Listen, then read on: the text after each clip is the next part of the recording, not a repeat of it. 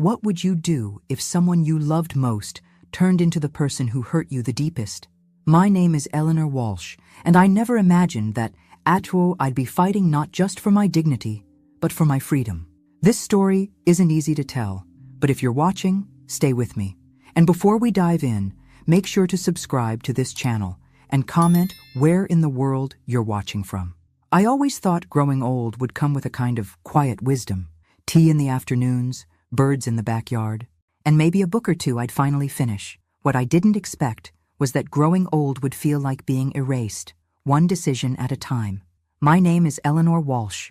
I'm years old, and until a few months ago, I lived alone in the house my husband Richard and I built together in the suburbs of Portland, Oregon. Every flower in the front yard had a story. The kitchen still smelled like his coffee. I wasn't ready to leave. I didn't need to leave. I had slipped on a throw rug in the living room. Not badly. I was a little bruised, but still sharp, still walking, still me. But that single fall was all the ammunition my son Daniel needed. He showed up the next morning, early, with a look in his eyes I couldn't place. Cold, distant. He didn't even ask how I was. He came in with a briefcase and a tight schedule, speaking in bullet points. "Mom, we found a really good facility. It's time. It's the best for everyone." I laughed, thinking it was a joke, but he wasn't laughing. "Daniel," I said, "I'm not going anywhere. I'm fine. This is my home." But he had already made the arrangements. My things had been packed. The paperwork was signed. I stood in the hallway, watching as two strangers came to move my boxes. My chest tightened. I couldn't breathe. It wasn't happening. I tried to argue, tried to fight back, but the look in his eyes, like I was some kind of project, a burden to be managed, made the words catch in my throat. "You fell," he said. "You could have broken your hip. You live alone. It's too risky. And frankly, I don't have the time to keep checking in on you." He didn't say it with cruelty. He said it with efficiency. That somehow made it worse. They took me in a van. I wasn't even allowed to ride in his car. I remember the silence, that deep, cold silence that settled into my bones as we pulled away from the only life I knew. The facility was clean, modern, with big windows and neutral-colored walls, but it smelled faintly of bleach and something I can only describe as abandonment, a silence you can't describe unless you've lived it. I remember sitting on the edge of the new bed in the room they assigned me. My name was on a label stuck to the door, like I was a package, or a misplaced item someone finally decided to store away. I waited for Daniel to say something, maybe an apology, a reassurance, but all he said was, "I'll check in later this week. Don't worry, Mom. You'll be comfortable here." Then he left, just like that. I didn't cry right away. I just sat there looking around. The walls were bare, my belongings reduced to a suitcase. The home I had filled with memories now lived only in my head. I wasn't old enough to forget things, but I was old enough to be forgotten.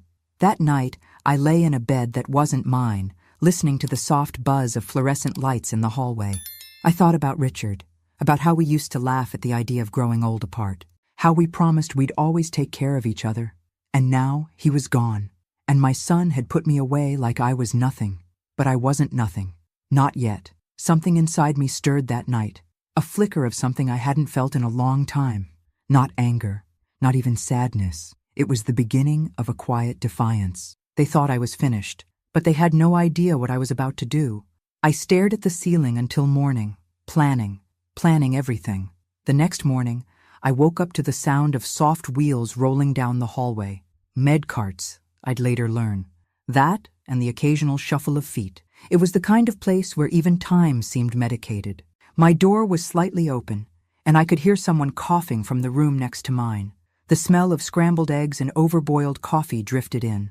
I dressed myself slowly, every movement a reminder that I still had control over something. When I stepped into the hallway, I was greeted by polite nods and tight smiles from the staff. Not warmth, not recognition, just routine. I was part of the furniture now. The common area was filled with muted conversations and television noise. No one looked up. No one asked my name. Some stared blankly at game shows. Others dozed off with plastic cups of juice untouched beside them. I stood there, invisible in plain sight. I sat in a corner by the window. The sky was gray. A squirrel hopped along the fence outside and stopped to look in.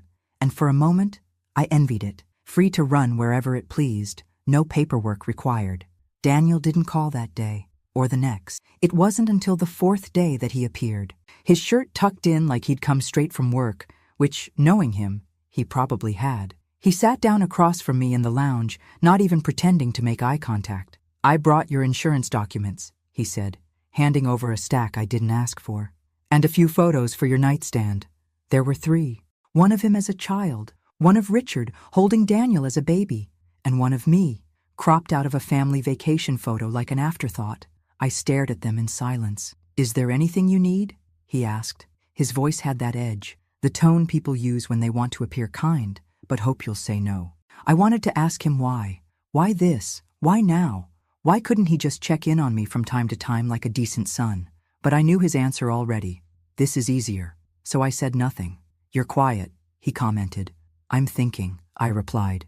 He looked uncomfortable, like even that small bit of resistance unsettled him. And then he said something I'll never forget. "It's not like I don't care, Mom, but you've had your time. Now let me handle things." Had my time? As if life came with an expiration date. As if I had nothing left to live or offer or feel. He left after 10 minutes, didn't hug me, didn't say he loved me. Just walked out like he had finished a task. The following week passed in a blur. Meals served at scheduled times. Bingo games with prizes that didn't matter. I tried to smile at the other residents, but most were too lost in their own silence. Others were too far gone to even remember their names. That's when I realized the cruelest part of this place wasn't the boredom. It was the erasure. They don't just strip away your independence. They strip away your identity. No one here knew that I once worked as a librarian, that I played the piano for Richard every Sunday morning, that I baked pies from scratch, that I read every Steinbeck novel twice. To them, I was just room, just a fall risk, just another old woman whose time had passed, until one afternoon, when a nurse I hadn't seen before walked in, holding a clipboard and a gentle smile. Her hair was pulled back, her scrubs clean, but her eyes were tired in a way only someone who carried too much for too long could understand. "Mrs. Walsh?" she asked. "Hi, I'm Marissa. I'll be checking in on you this week." I nodded. She sat down without the usual distance most staff kept. "Is there anything you want me to know about you?" she asked. It was such a simple question, but no one had asked me that since I arrived. I stared at her for a moment, unsure of how to respond.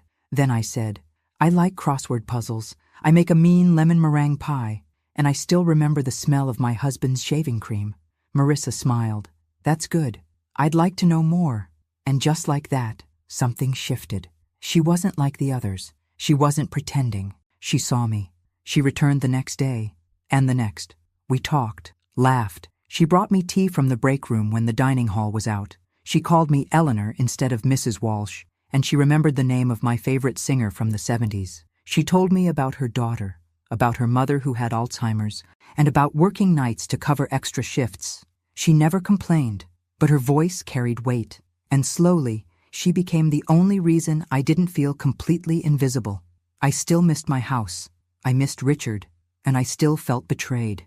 But for the first time since I'd been forced into this place, I wasn't just waiting to fade away. I was watching, listening, and learning who was still on my side and who never truly had been.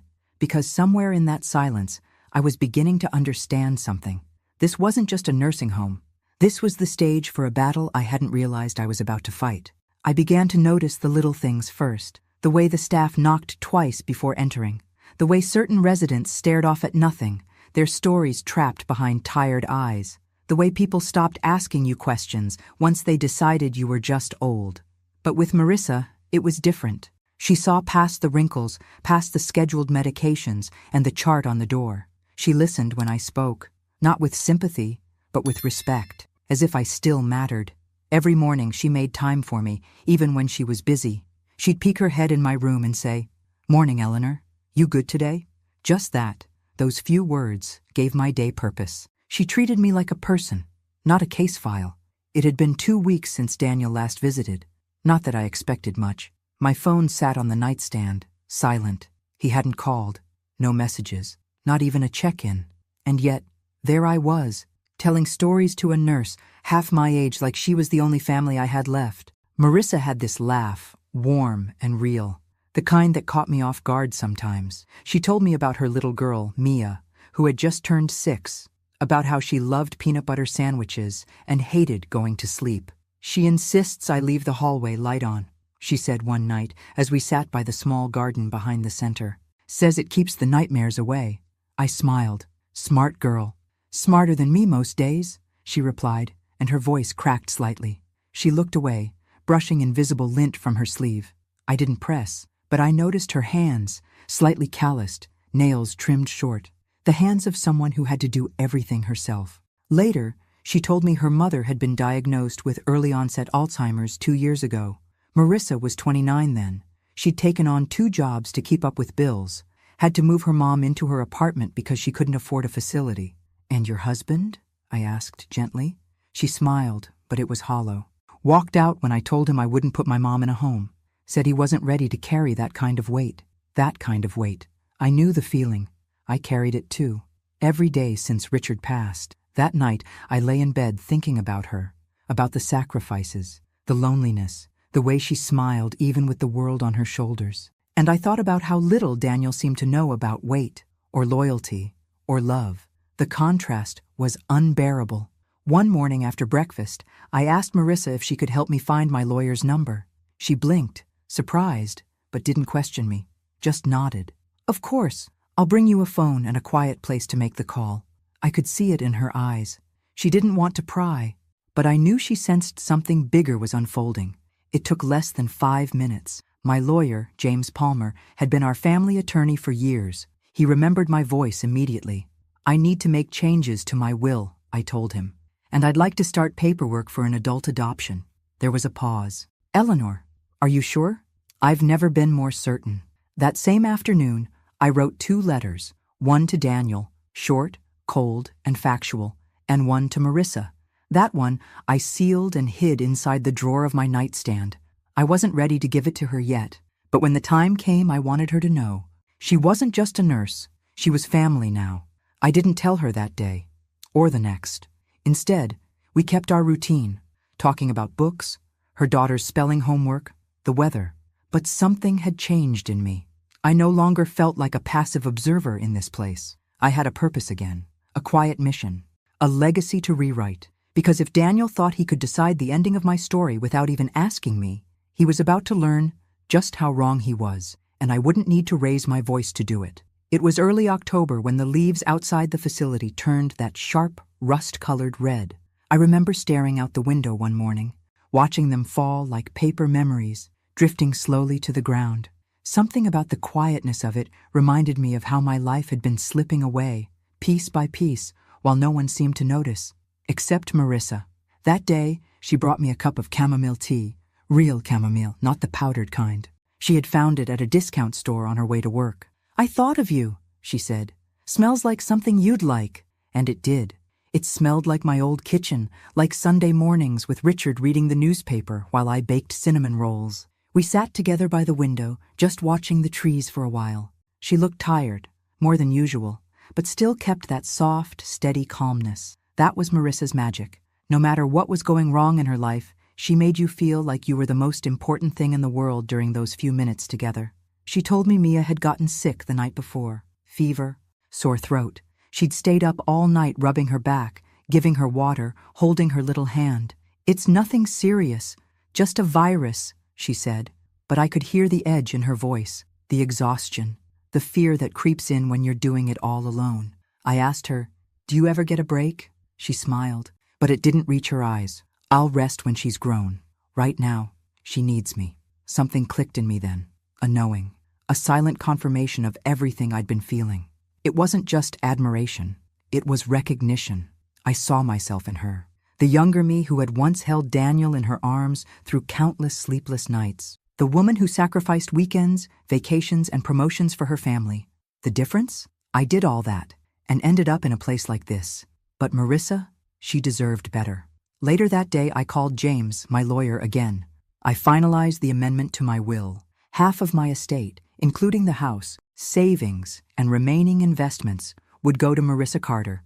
No fanfare, no announcement, just a quiet legal promise. It was the first time since Richard died that I felt like I was doing something that mattered again. Over the following days, I kept a journal, a real one, leather-bound with pages that smelled like old bookstores. I wrote letters to Marissa, to Mia, even one to myself. I poured in everything, my memories, my regrets, the betrayal that still echoed from Daniel's voice when he said, "You've had your time." Each word was like stitching up a wound. One evening, I invited Marissa to sit with me in the garden behind the facility. The air was cool, the sun dipping low behind the trees. I offered her the seat beside me and handed her a small envelope. She blinked. "What's this?" "Not for now," I said. "For when it matters." She looked at me, really looked. "You're not sick, are you?" I laughed softly. "No, dear. I'm just awake now." We sat in silence after that, our shoulders almost touching. I don't think she realized the magnitude of what had just happened, that I had just rewritten my legacy, not out of anger, but out of clarity. Because sometimes the people who share your blood aren't the ones who carry your heart. And as the light faded and the first stars peeked through the sky, I made peace with something important. If Daniel had given me up, then I had every right to give myself forward, to someone who saw me, who valued me, who stayed. I didn't know then how quickly things would unravel, but I felt it, even then. A storm was coming, and I was finally ready to stand in the rain. It was well past midnight when I woke to the sound of muffled voices down the hallway. Most nights, the facility fell into a dead quiet after p.m. Lights dimmed, residents tucked away in their rooms like forgotten books on a dusty shelf. But this night was different. I slipped out of bed, wrapped a shawl around my shoulders, and opened the door just enough to see the hallway bathed in soft yellow light. At the far end, near the administrator's office, I saw Daniel. I froze. He was supposed to be out of town. He hadn't visited in weeks. And yet there he stood, tense, gesturing sharply as he spoke to a man in a gray suit, someone I didn't recognize. Their voices were low, but one phrase floated down the hall like smoke. "If she changes that will, I lose everything." I stepped back into the shadows. The lawyer, because that's who the other man had to be, sighed. "It's her legal right, Daniel. You can't stop her from doing it." "She's not thinking clearly," Daniel snapped. "She's alone, confused, probably being manipulated by some staff member." My blood ran cold. He was talking about Marissa. "I want a psychological evaluation, something official," he said. "If she's declared incompetent, the will can't be changed." I couldn't breathe. My heart pounded so loudly I thought they might hear it. "I'm not going to let her hand over my inheritance to some nurse," he hissed. "She owes me, owes him." He really believed that my life, my savings, my home, all of it belonged to him by default, that he was entitled to the sum of my existence because of biology. Then the lawyer asked, "Are you sure you want to go down this road?" Daniel's answer was immediate. "Do it." I backed into my room, shut the door gently, and sat on the edge of the bed, trembling. I wasn't sure what hurt more, what I'd heard, or the fact that deep down I wasn't surprised. Daniel had always been calculating, strategic, but now I saw the truth unmasked. He didn't care about my well-being. He cared about control, and that's when it hit me. I had always wondered about the night Richard died. It happened so suddenly. He had been in his office late, going through financial records while I was out visiting a friend. When I got home, he was already gone. A heart attack, they said. No one around to help. No. I remembered asking Daniel if he had talked to his father that day. He said no, but now I wasn't sure. The next morning, I acted like nothing had happened. Daniel didn't know I had overheard. He smiled thinly, handed me a box of herbal teas I didn't ask for, and said, "Thought you'd like these." I nodded, pretending. That afternoon, I asked one of the newer aides, a timid girl named Hannah, if she could find out which nurse had worked the front desk that night. She hesitated, then whispered, "It was Kristen, but she doesn't talk much." I found Kristen folding laundry in the back hallway. I waited until no one else was around. "I need to ask you something, off the record." She looked up, startled. "Okay. You saw my son here last night, didn't you?" Kristen paused, then slowly nodded. "And he wasn't visiting me, was he?" She swallowed. "No. He was in the office for a long time, arguing." "Did you hear anything?" Her voice dropped. "Only a little. Something about paperwork. And getting someone declared unfit." I thanked her, then walked away with the weight of it settling on my shoulders like lead. Back in my room, I stared at the photo Daniel had left weeks ago. One of him as a boy, smiling in his little league uniform. The child I raised. The boy I held during thunderstorms. The teenager I forgave when he lied about grades. The man I had defended even when Richard warned me he was becoming too selfish, too cold. I had loved him unconditionally. But now I understood. That love had always been a one-way street. And then, like a film reel flickering in reverse, memories rushed back, fast and sharp. Richard's phone call that day. The way Daniel arrived late to the hospital, with dry eyes and no sense of urgency. The silence that followed. Had he? I didn't want to finish the thought, but I already knew the answer. He hadn't helped his father, not because he couldn't, but because he didn't want to. He let Richard die, so he wouldn't have to deal with the financial fallout of the company's debt. The debt Daniel had a hand in creating. And now, he was coming for me too. But I wasn't Richard, and I wasn't going to be erased quietly. I reached into my drawer and pulled out the envelope, the one I'd written to Marissa. It was time to deliver it, because war had been declared, and I had no intention of losing. It happened faster than I ever imagined. One moment, I was sitting in the garden with Marissa, watching the wind carry leaves across the path, like whispers from another life, and the next, I was being told to pack my things. Again. Only this time, I wasn't going to another room or a different wing of the building. I was being moved to a psychiatric unit. The nurse who delivered the message was new, polite, but mechanical. She said it like she was reading off a menu. Mrs. Walsh, the attending physician, has recommended a transfer for observation. A few days, just to ensure your safety. Safety from what? I asked. She blinked. There have been concerns about confusion, some unusual conversations, possible signs of delusion.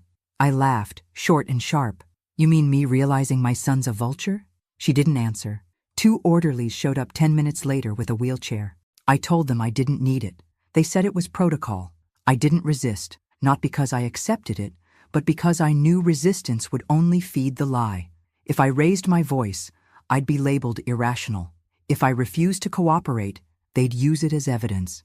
I needed to stay calm. They wheeled me down a hallway I'd never noticed before, through a locked door with a security code I didn't have. The moment it clicked shut behind me, something deep inside me cracked. The air was different, sterile, thicker. The walls a muted shade of green that felt more prison than hospital. No photos, no music, just the quiet hum of despair. My new room was smaller, the bed bolted to the floor, a single window with safety glass. No sharp objects, no phone, no Marissa. I asked the nurse, a woman with tired eyes and a tight bun, how long I'd be there. Until the evaluation is complete, she said. And who ordered it? She hesitated, just long enough to confirm what I already knew. Your son made the request, she finally said, with a supporting statement from Dr. Levin. Dr. Levin, the facility's medical director, a man I'd spoken to 3 times briefly and never once confided in. I sat on the edge of the bed and stared at the wall, trying to control the fire rising in my chest. So this was Daniel's next move. He couldn't undo the will on his own. But if I was declared mentally unfit, legally incompetent, then everything I'd worked so hard to protect could be overturned, and I would be silenced, literally locked away. The first night in that room was the longest of my life. I didn't sleep. I barely moved. The lights outside my door stayed on all night, spilling in through the gap like a spotlight. They brought me pills. I refused to take them. They tried to coax me, said I needed rest, that I was agitated. I wasn't agitated. I was aware. I thought of Richard, of how he must have felt, alone in that office, clutching his chest and dialing the number of the one person he thought would save him. And I thought of Daniel, looking at the phone, and choosing not to answer. I cried that night, not out of fear, but because I realized how little I meant to him. I wasn't his mother anymore. I was an obstacle. But then, I remembered Marissa, her hands, her laugh, her promise, and I knew she wouldn't let this go. The next day, a social worker came in, a young man named Kevin. He introduced himself with a clipboard and a soft tone. I'm here to talk, Mrs. Walsh. Just routine questions. Don't waste your breath, I said. You're not here for my benefit. You're here to validate paperwork. He blinked. That's not true. Then let me make a phone call. He hesitated. That's not permitted without physician approval. I stared at him. So much for rights. He left 15 minutes later, clearly rattled. I didn't give him the performance they expected. I didn't rant or cry. I just told the truth. Calm, cold, clear. They wanted a breakdown. I gave them composure. Later that evening, while I was pretending to nap, I heard voices outside my door. "She's lucid," one of the nurses whispered. "Honestly, more coherent than half the staff." "Orders are orders," the other replied. I felt a flicker of hope. Not everyone was blind.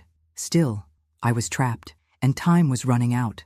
But I knew Marissa, and I knew something Daniel didn't. He had underestimated me, but he had no idea what I'd taught her. The first time Marissa tried to see me after they moved me, they turned her away. She told me that later. She had rushed in during her shift, still in her scrubs, her badge swinging, her heart probably pounding harder than she'd ever admit. She asked the front desk nurse where I had been transferred and was met with blank stares. "Mrs. Walsh is no longer under your care," they told her. "The matter is being handled internally." She told me her hands started shaking, that she felt like she was going to scream, but didn't. She knew better. Marissa was smart. She knew the game they were playing. She just didn't know how deep Daniel's reach really went. But she started digging. She wasn't just a nurse anymore. She was on a mission. She called the lawyer I had been working with, James Palmer, and demanded a meeting. When he hesitated, she sent him the letter I had written and sealed weeks earlier, the one I had tucked into my drawer like a seed I prayed would grow when the time came. That letter changed everything.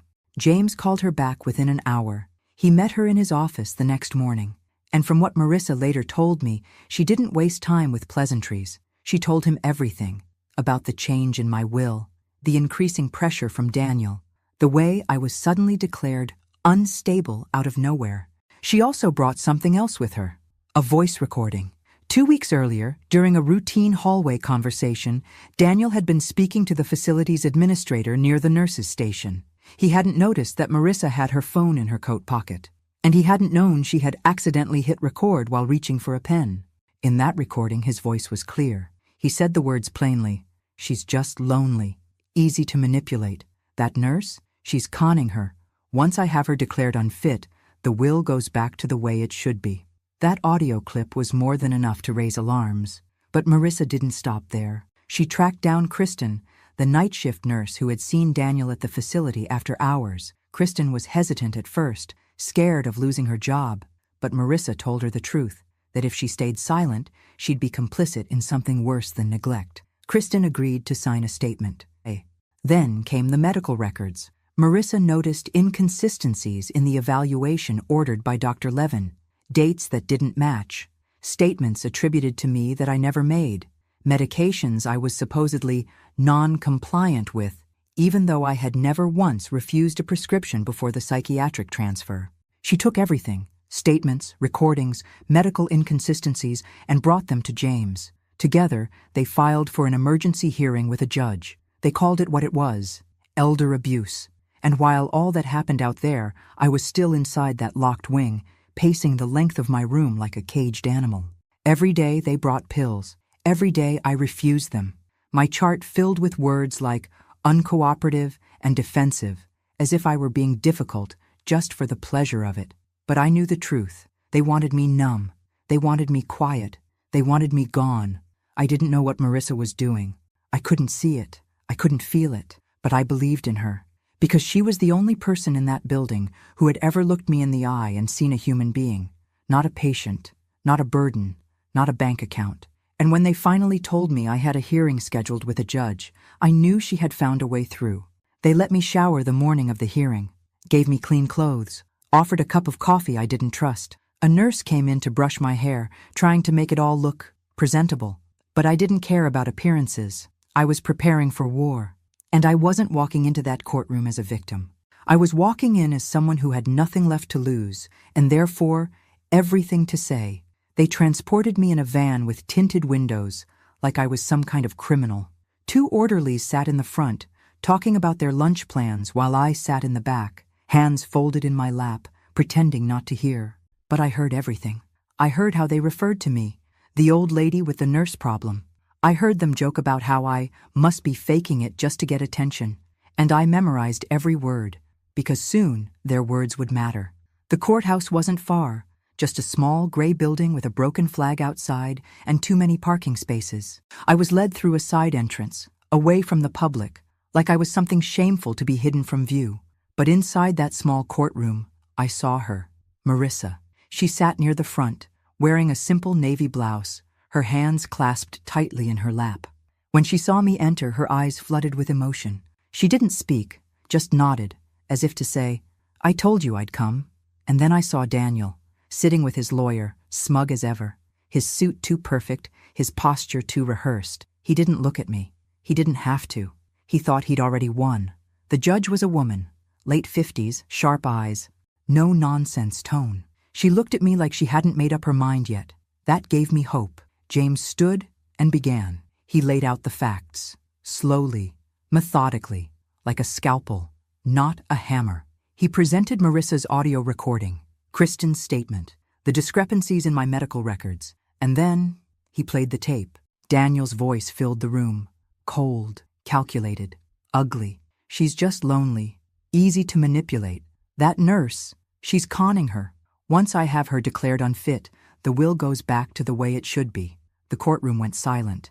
Daniel's lawyer tried to object, but it was too late. The words were already in the air, staining everything. Then it was my turn. I stood slowly.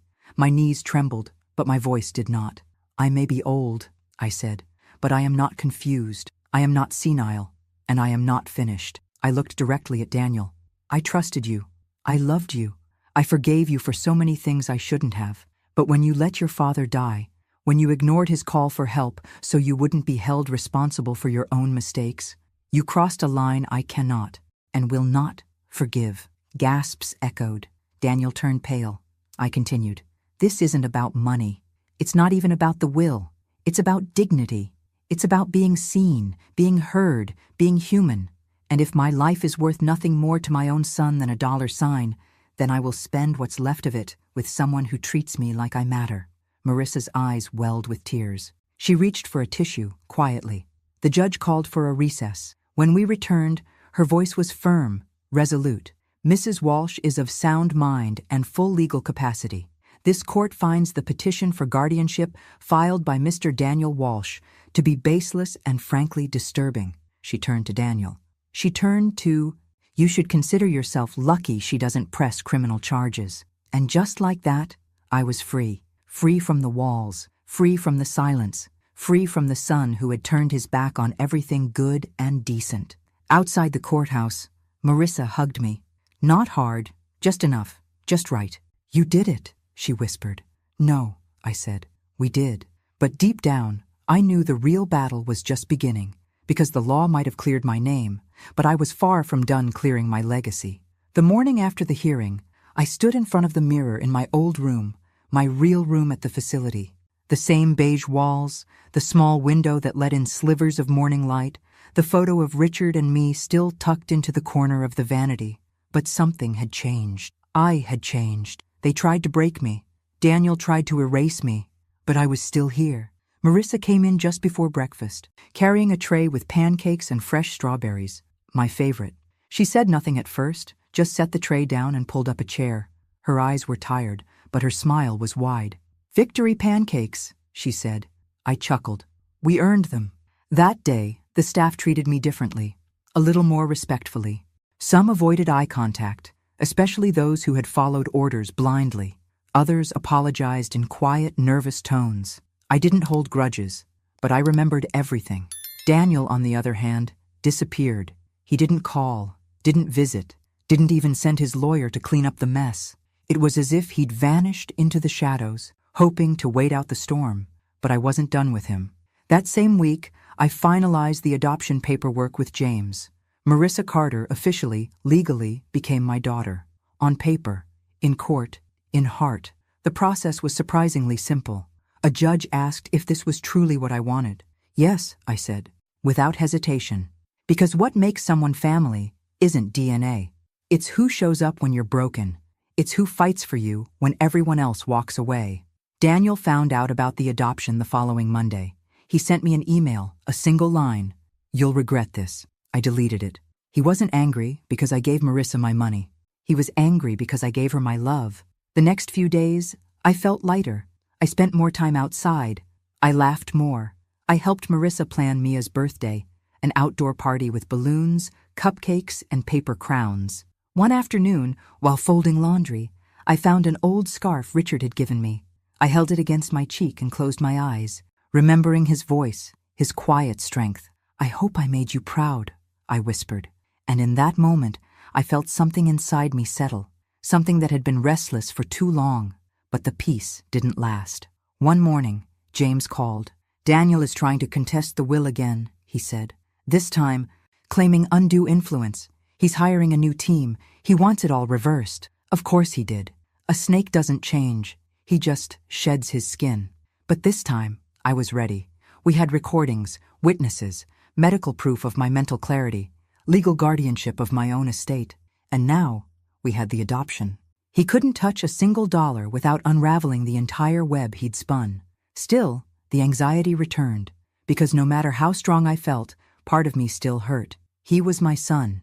He was my baby once, and now he was the villain of my story. That night, I sat with Marissa in the garden.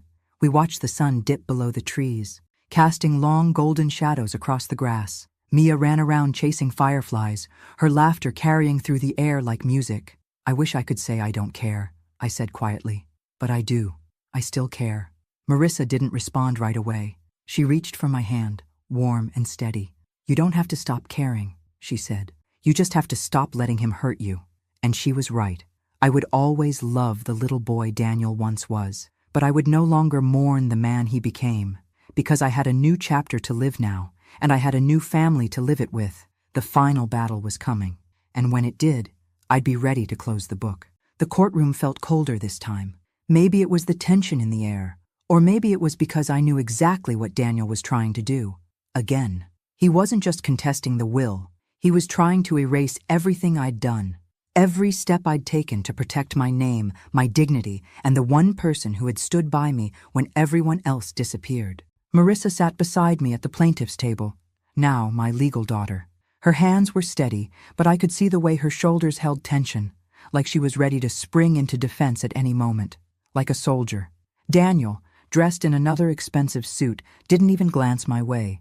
His lawyer, new, polished, arrogant, tried to paint a picture of manipulation, that Marissa had preyed on an elderly woman, that I'd been coerced, that none of my decisions could be trusted. They played the age card, they played the vulnerable senior card, but they forgot one thing. I was still alive, still present, still powerful. I stood when called. My voice was clear, strong. I made every decision with full knowledge of what I was doing, I said, looking directly at the judge, and I stand by them. I changed my will not out of confusion, but out of clarity. I chose to give my legacy to someone who earned it, not someone who assumed he was entitled to it. The opposing lawyer smirked. "And what about your son? You're saying he deserves nothing?" I didn't flinch. "I'm saying he deserves exactly what he gave me in the last years of my life. Silence, distance, disregard." A murmur spread across the courtroom. Then James, my lawyer, took the floor. He presented the adoption papers. Legal, complete, airtight. He presented Marissa's years of service, her spotless record, her unwavering loyalty. He reminded the court of Daniel's previous attempt to have me committed. And then he dropped the final blow, the audio recording again. Daniel's voice, smug and unfiltered, speaking about manipulating the system to reclaim the will. The judge leaned back in her chair, folded her arms, and sighed. "I've seen a lot of ugly family disputes," she said. "But this is different. This is calculated cruelty, masked as concern." She turned to Daniel. "Mr. Walsh, not only do I deny your petition, but I am referring your behavior to the State Bar Association for review. If this courtroom allowed emotional damages, you'd owe your mother far more than money." I couldn't help it. I let the tears fall, not from sadness, from release. It was over. Outside the courthouse, reporters waited, but I didn't stop. Marissa and I walked hand in hand to the car. We didn't need a statement. We didn't need the world to understand, because we understood. Back at the facility, I packed my things for the last time, not in secret, not in fear, but with joy. We were moving into a small house just outside of town, a modest cottage with a backyard and a garden I could tend again. Marissa called it ours. Mia had already picked out where her swing set would go. As I zipped up the final suitcase, I glanced around the room that had once felt like a prison. It was just a space now, a chapter that had served its purpose. Before we left, I placed the old photo of Richard and me in my bag. I looked at his face, his smile. I kept my promise, I whispered. I didn't let him take everything. Outside, Marissa honked gently from the car. I took one last look, then closed the door behind me. And just like that, I walked out, not defeated, but reborn, not forgotten, chosen. The sun was warm on my face as we pulled into the driveway of our new home. It wasn't large or fancy, just a simple cottage with pale blue shutters and a porch swing already squeaking in the breeze. But to me, it felt like a palace, because this time, I had chosen it. No one had dragged me here. No one had packed my things without asking. I came on my own terms, and I brought with me the only people who had truly stayed. Marissa helped me out of the car while Mia ran ahead, laughing as she announced which bedroom she wanted. There were daisies in the front yard, already blooming. I smiled. Richard would have loved this place. I hadn't heard a word from Daniel since the ruling. No calls, no emails, nothing. Part of me kept waiting for a final plea or maybe an apology. But none came, and that silence said more than any words ever could. We unpacked slowly, savoring each moment. I placed Richard's photo on the mantel. Marissa hung up drawings Mia had made in school. We filled the kitchen with smells, cinnamon, basil, fresh bread. Life returned to my bones in ways I didn't know I still needed. A week later, a letter arrived, not from Daniel, from his lawyer. It was a formal notification. Daniel had filed for bankruptcy. Apparently, his reputation had taken a hit after the court hearing. His real estate ventures had started to crumble, investors pulling out. Word had gotten around. You can't hide a heart like his forever. And just like that, the man who had tried to steal everything from me lost everything himself. I didn't smile when I read it. I didn't gloat. But I did exhale, deeply, fully, for the first time in years. Because justice doesn't always roar. Sometimes it whispers. Sometimes it's watching your enemy fall without ever having to lift a hand. One afternoon, I sat on the back porch with Marissa. The air smelled like fresh grass and warm soil. She was reading, and I was crocheting something for Mia's room. "You ever regret it?" she asked quietly. "Giving me so much?" I looked up, surprised. "I didn't give you anything," I said. "You earned it. You. Every bit of it." She looked down, her eyes glassy. "No one's ever said that to me before." I reached over, took her hand in mine. "Well, get used to it," I smiled. "You're stuck with me now." That night, I dreamed of Richard. We were dancing in the living room, slow and silly like we used to. He was wearing those ridiculous plaid slippers, and I could feel his hand on my waist like he'd never left. When I woke up, there were birds singing outside. The sun filtered through the curtains. I could hear Mia giggling from her room, and I realized something. This was home. Not the house, not the bricks or the furniture, the feeling, the peace, the laughter, the love. I had found my family, not in blood, but in the ones who chose to stay. Daniel had lost a fortune, but I had gained a future, and I wouldn't trade places with him for all the money in the world. The garden was full of light. Golden afternoon sun spilled across the rows of fresh soil, where I had just planted a handful of wildflower seeds with Mia. Her tiny hands had been covered in dirt, her face smudged, but her laughter, pure, unfiltered joy, still echoed in the breeze. I sat on the porch swing now, a glass of lemonade in my hand, watching her run across the lawn with her little butterfly net, chasing nothing in particular. And Marissa? She stood barefoot in the grass, smiling, her hair tied back, sleeves rolled up. She looked younger these days, lighter, like some invisible weight had finally lifted from her shoulders. This was peace. This was healing. This was everything I'd been denied, and everything I had chosen to build with the pieces left behind. For so long, I thought growing old meant losing pieces of yourself. I thought it meant being erased, made invisible. I never imagined I'd be fighting for my name, my worth, my voice. But I did fight, and I won. Not with rage, not with revenge, but with truth, with grace, with clarity. After the ruling, Daniel never reached out again. Not to apologize, not to explain, just silence. And I let it stay that way. There's a kind of mourning that comes with letting go of someone you once loved unconditionally. It's quiet and slow and private, but it's necessary. I don't hate him. I don't wish him pain. I just don't give him the power to define me anymore. Instead, I poured my energy into planting, into baking, into showing Mia how to make her first peach cobbler, into helping Marissa get her nursing certification upgraded so she could open a small private care service from home. We became something more than a household. We became a family, a real one, built not from shared blood but from shared battles, from loyalty, from love in its purest form. Every morning, I wake up and choose this life, not because it's perfect, but because it's mine, and because I fought for it. I thought my story was ending the day Daniel wheeled me into that facility, but I was wrong. That was just the beginning of my final act, the one I got to write, the one that ends with my hands in the dirt, laughter in the air, and peace in my chest. As the sun dipped lower, I reached over and picked a single sunflower from the pot beside me, my favorite. Richard once told me sunflowers always turn toward the light. I think I finally understand what he meant, because even after everything, after the betrayal, the silence, the isolation, I found the light again. I let it find me, and I followed it home. The blood may have abandoned me, but the love saved me. Thanks for listening. Don't forget to subscribe and feel free to share your story in the comments. Your voice matters.